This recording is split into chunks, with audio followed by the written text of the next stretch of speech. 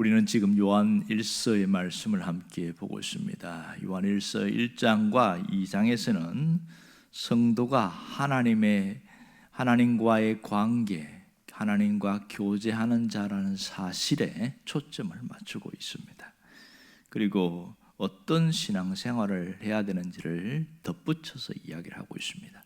그런데 3장에 넘어와서 4장 6절까지는 성도가 누구인가, 성도의 정체성에 초점을 맞추고 있습니다. 그리고 성도가 해야 할 것은 무엇이며 또 경계해야 될 것, 조심해야 될 것은 무엇인가를 살피고 있습니다.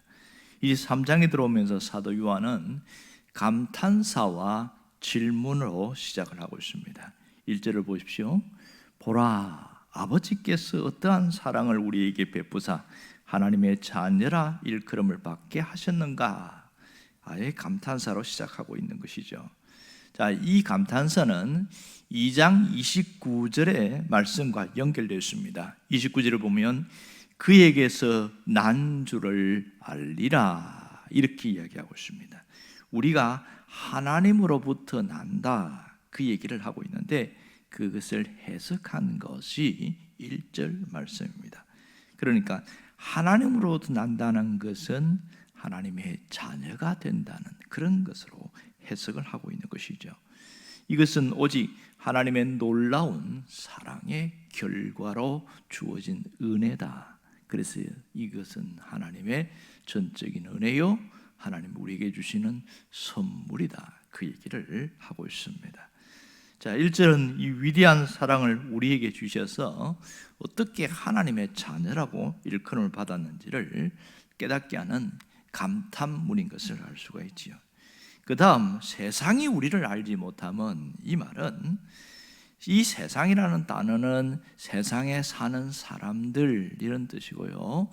그들은 하나님이 어떤 분인지 모른다는 거예요. 왜냐하면 그들 속에는 영원한 생명이 없기 때문에 하나님을 모르니까 우리가 어떻게 해서 하나님의 자녀가 되는 것은 더더욱 모른다는 겁니다. 지식적으로는 그런가 생각할 수 있지만 그 감격과 그 기쁜 것은 도무지 체험할 수 없습니다. 왜냐하면 그들은 하나님과 관계가 없고 단절된 사람이기 때문에 그렇습니다. 자, 2절에서도 보면 또 하나님의 자녀란 말이 나오고 있어요. 2절 상반절을 보십시오. 사랑하는 자들아, 우리가 지금은 하나님의 자녀라. 1절과 2절에서 하나님의 자녀라는 말을 거듭 반복하고 있는 것을 우리가 깨달을 수 있습니다. 2절에서 하나님의 자녀라는 것은 현재의 신분을 말하는 것을 알 수 있지요. 그럼 왜 요한은 이 짧은 구절 속에서 하나님의 자녀라는 말을 반복해서 강조를 하고 있을까? 이런 의문점이 들지요. 그 이유는 분명합니다. 하나님의 자녀가 되기까지 하나님 편에서 얼마나 큰 수고와 얼마나 큰 사랑을 베푸셨는가 하는 것을 알고 기억하고 살아라. 그것 때문에 강조하고 있는 것이죠. 여러분, 그리스도의 생명이 나에게 이식되었기 때문에 우리가 하나님의 자녀가 되었다는 것을 알아야 됩니다. 여러분, 생명의 이식은 굉장히 중요합니다. 우리가 점점 이제 생명공학이 발달하고 의학이 발달하면서 신체 이식이라는 걸 합니다. 장기 이식. 앞으로는 팔다리가 잘라져도 어떤 그 이식을 할 수 있다, 뭐 그런 얘기를 하는데 조금 미래의 일이긴 합니다만은 불가능하지는 않은 것이죠. 그러나 조건은 뭐냐면 살아 있어야 이식이 가능하다는 겁니다. 죽으면 아무리 좋은 관계, 좋은 조건이 있어도 불가능하다, 그런 얘기가 우리 현실인데, 우리가 영적 생명을 얻게 된 것은 영적으로 죽어있는 우리에게 예수님이 십자가를 통과해서 부활의 생명으로 우리에게 이식해 준 것이다. 영적으로는 그렇다는 거예요. 그러니 죽어있는 나를 살려낸 것이기 때문에 우리에게는 영원한 생명을 이식받았기 때문에 죽으면 영원한 하나님의 나라로 자동으로 갈 수 있게 되었다. 원리가 그렇다. 그 얘기를 여기서 하고 있는 것이죠.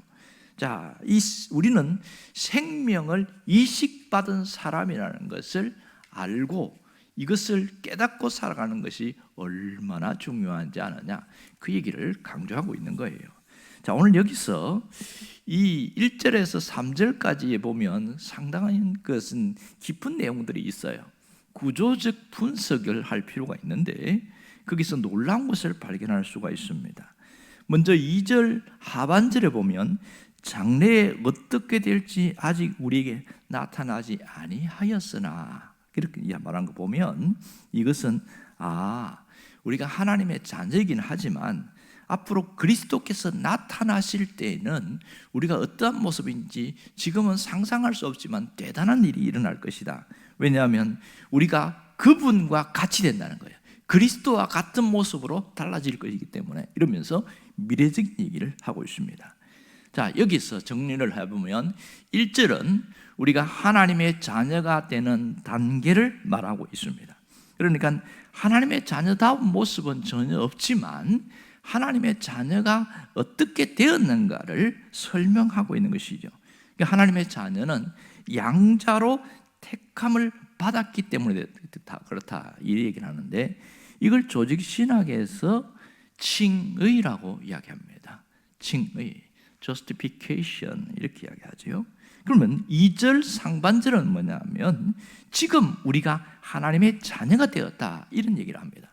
그러면 이거는 뭐냐면 성화라고 말하고 있습니다. 성화, sanctification, 그래서 성화. 지금 우리가 완성되지는 않았지만 점점 성화, 성숙의 단계가 계속 이어지는 현실에 있다, 이렇게 말합니다. 그리고 2절 하반절은 영화를 말합니다.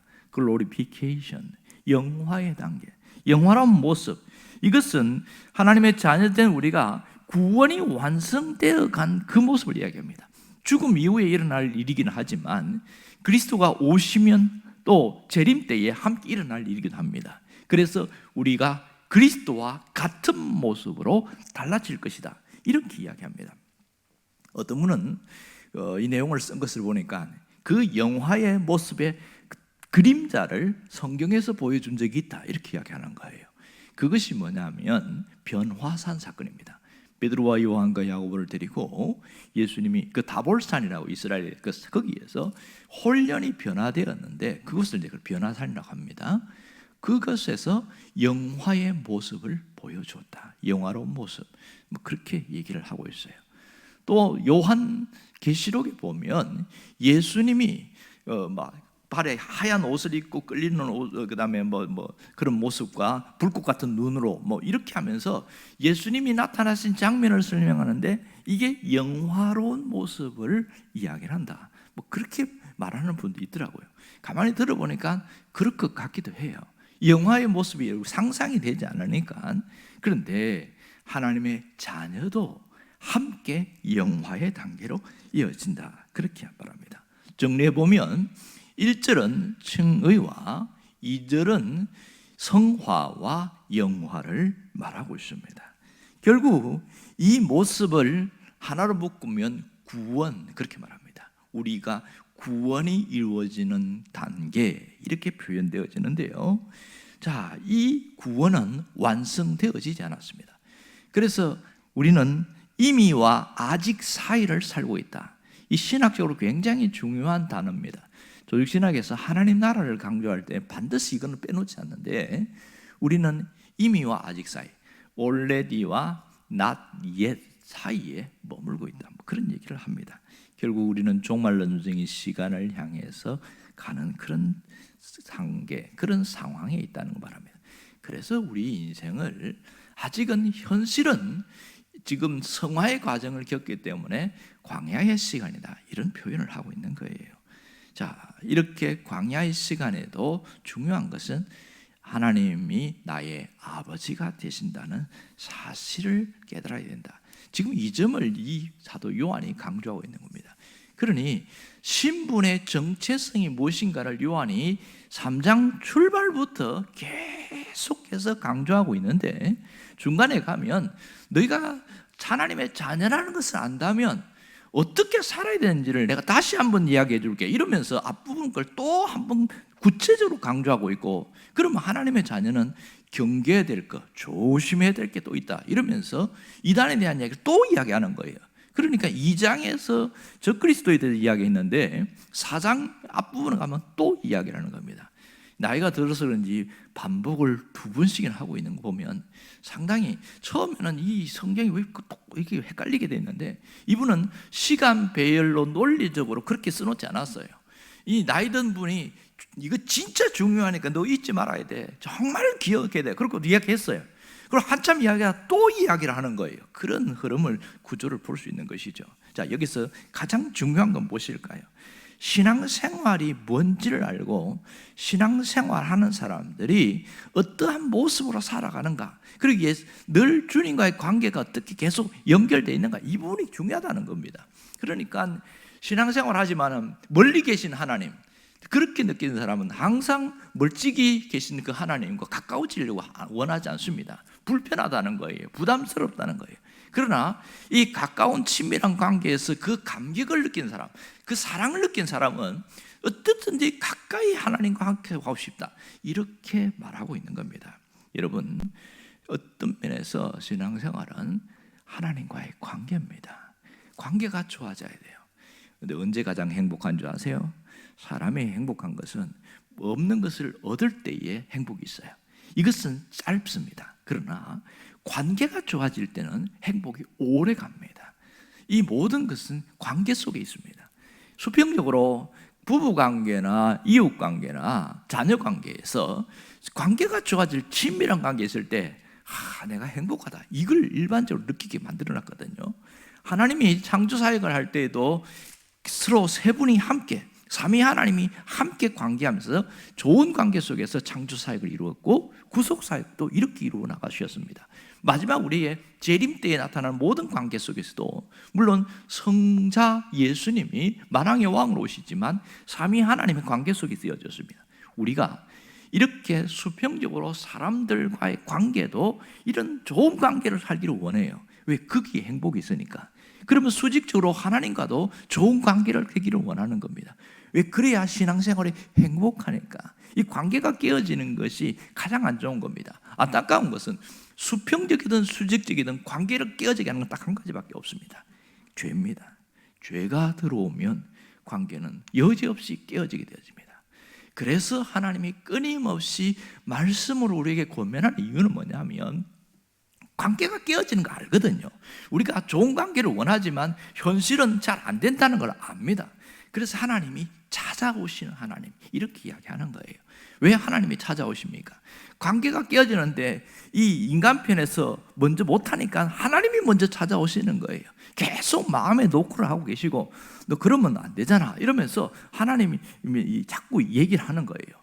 그렇게 하나님이 원하는 것을 알아야 됩니다. 그런데 이것을 모르는 사람은 누가복음 15장에 나오는 당자비유의 큰 아들처럼 살아갑니다. 하나님은 뭔가 일을 하면, 뭔가 열심히 하면 하나님이 좋아하실 것이다, 그렇게 생각하는 거예요. 이 누가복음 15장의 큰 아들이 잘못한 게, 실수한 게 뭐예요? 동생이 허랑방탕하게 돌아왔을 때 받아주지 않은 거예요. 마음으로 그것을 배척을 해버렸습니다. 그런데 아버지가 하는 말이, 다 동생을 받아주는 그런 용납하는 마음 가지면 좋겠다, 그렇게 이야기하는 거예요. 이 큰아들의 불평이 뭡니까? 동생이, 저런 동생이 들어왔을 때는 그렇게 송아지를 잡으면서 그 소내를 피고 잔치를 하고, 그러면서 나는 염소 새끼도 안 잡아주고, 이게 뭡니까? 그럴 때 이 아들이 무슨 생각 때문에요? 열심히 일을 해야 아버지가 좋아한다는 생각한 거예요. 근데 아버지가 굉장히 유명한 이야기 하죠. 그 아들 야단치지 않습니다. 이 점에서 하나님을 볼 수 있어야 돼요. 야, 내가 가진 것이 다 너 거 아니냐, 다 너 것인데 뭘 그렇게 생각하냐, 이러면서 따독거리는 거예요. 마치 우리가 하나님 그럴 수가 있습니까? 막 그럴 때마다 야, 그게 아니거든 하면서 설명해 주는 것과 똑같습니다. 오늘 우리가 하나님이 어떤 분인지 알아야 됩니다. 하나님은 찾아오시는 분이에요. 왜 찾아옵니까? 좋은 관계를 만들게 하기 위해서. 그래야 신앙생활이 행복하고 사는 것이 행복하니까. 이 관계가 좋아질 때 비로소 하나님의 사랑을 깨닫게 되어지고 체험되어지고, 하나님이 이런 분이구나 하고 깊이 알아가게 되는 거예요. 그래서 우리에게 어떤 마음, 어떤 결심을 해야 되느냐? 딱 한 가지입니다. 자녀는 아버지를 닮아야 합니다. 하나님을 닮으려는 마음의 결심만 가지고 있습니다. 그러면 어느 순간 점점 닮아간다는 거예요. 하나님을 닮는다는 게 뭐예요? 하나님의 성품을 닮아가는 것이죠.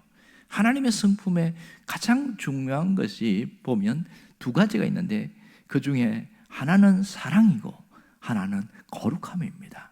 오늘 3절에 보면 그 얘기를 하고 있어요. 자, 함께 3절을 봅시다. 주를 향하여 이 소망을 가진 자마다, 하나님을 닮아가려는 그런 소망을 가진 자는 어떻게 살았냐? 그의 깨끗하심과 같이 우리가 자기를 깨끗하게 하느니라. 자, 깨끗함이라는 것은 헬라어 단어를 보니까 거룩함 이렇게 표현해 놨어요. 그분이 거룩하신 같이 우리도 거룩함을 사모하고 거룩을 위해서 나아가자, 그 얘기를 하는 거예요. 여러분, 거룩함이라는 것은 주님과 가까이 갈 때 내 삶이 달라지는 겁니다. 여기서 거룩은 구별됨이에요. 구별된 모습으로 살아가는 것. 그것이 내가 주님과 가까이 가면 갈수록 세상의 것과 동화되는 것이 아니라 세상의 것과 구별되어져 간다, 이런 얘기를 하는 것이죠. 그래서 앞부분에 사도 요한이 이 세상과 세상의 것을 사랑하지 말라, 그것은 이 거룩함을 닮아가면 자연스럽게 멀어지게 된다.